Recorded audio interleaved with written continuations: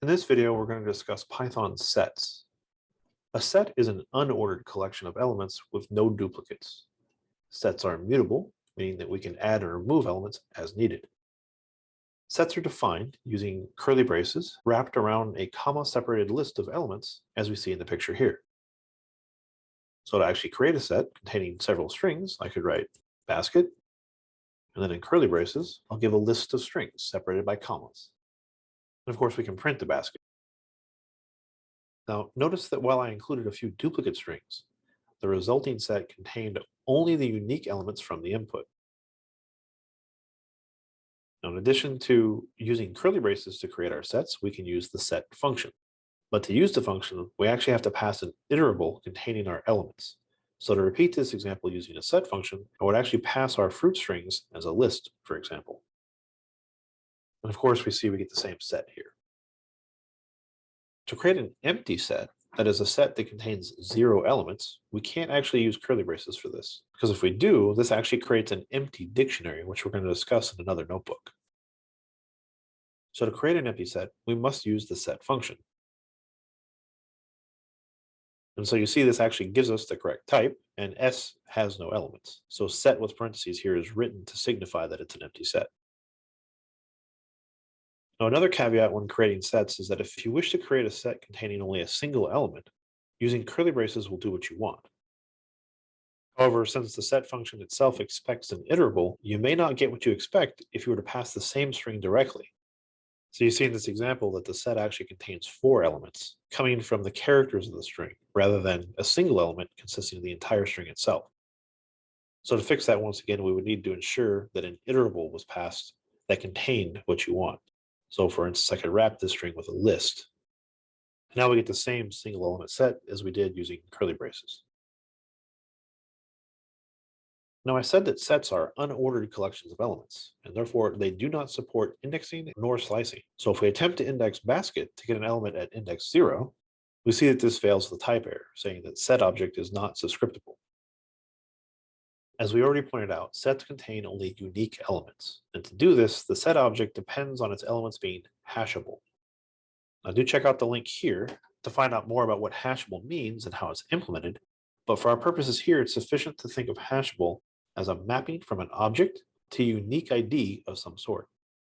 Objects that can change during their lifetimes, mutable objects for instance, do not map to a single unique ID and can therefore not be stored in a set. A list, for instance, is a mutable object, and so if we try to insert a list into a set, you see that we get an error stating that lists are unhashable. Now, a tuple is immutable, so if we try to include a tuple in a set, you'll see that this does work. However, tuples may contain mutable types like lists, and so if we modified this example so that one of the elements in the tuple was a list, then we see that we get the same error as above. So I don't want you to think that immutability is the same as hashable, as we see here that that's not always the case. And to help clarify this point, the text here at the top has been copied from the hashable entry in the Python glossary. And it states that most of Python's immutable built-in objects are hashable. Mutable containers, like lists and dictionaries, are not.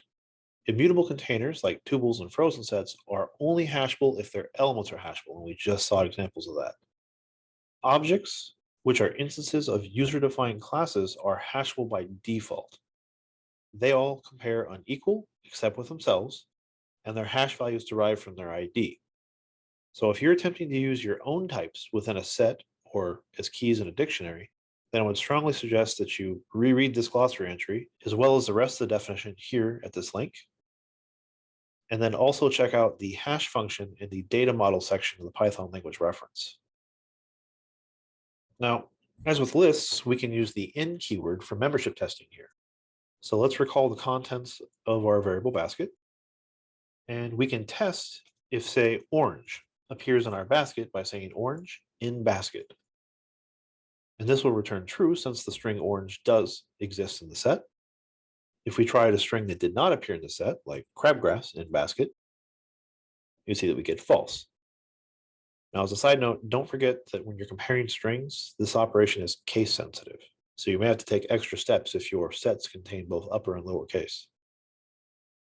Now, Just like everything else in Python, sets are objects. And there are a number of methods and operators that can be used to manipulate and work with sets. There's a link here, takes you to the documentation on sets, which includes a list of the methods supported. Note that in the documentation, there's actually another type, frozen set, that has the same interface as set. So you're going to see that set and frozen set are often listed together. So don't be confused if you see that when you click on this link. Now in the text here, I've given you a quick summary of some of the supported operations, and I'm not going to read this to you, but we will look at some of the basic set operations like union, intersection, difference, and symmetric difference. But if you're interested in the other functionality that's available to you, this list is here. And then, of course, do check out the documentation at the link in the top. So first, let's create two sets, A and B. And we're going to create these sets from two strings, abracadabra and alakazam. Now notice that in both of these sets, I'm including duplicate characters. And when we print A and B out here, there are, of course, no duplicates in the output since sets only maintain the unique elements. Now, if we wanted to compute the union of these two sets, that is, if I wanted all of the unique elements that appear in both sets, we would write A, vertical bar or pipe, B. The vertical bar or pipe character here refers to the union. And running this block creates a new set that contains all of the unique elements from both A and B. Likewise, if I was interested in only those elements that lie in the intersection of A and B, I would write A ampersand B, which gives us back a new set containing only the characters that exist in both A and B. To compute the difference between A and B, I could write A minus B, and this will give us the characters that are in A but not in B. So you see here we get B, D, and R. And finally, if I needed the characters that exist in A or B that are not in the intersection, that is the symmetric difference, then we use the caret operator and we write A caret B. So you see this is just a really quick look at the basic operators, and there are many more methods available to you, so do check out the links above for more information. Okay, to wrap up this notebook, I'm going to introduce the syntax for set comprehensions.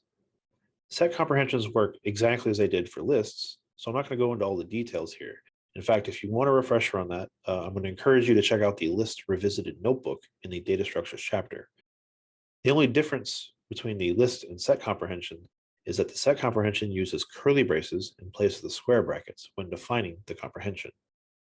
So for example, let's say we wanted to create a set using the characters from the string abracadabra, but we only wanted the characters that did not match any in the string ABC.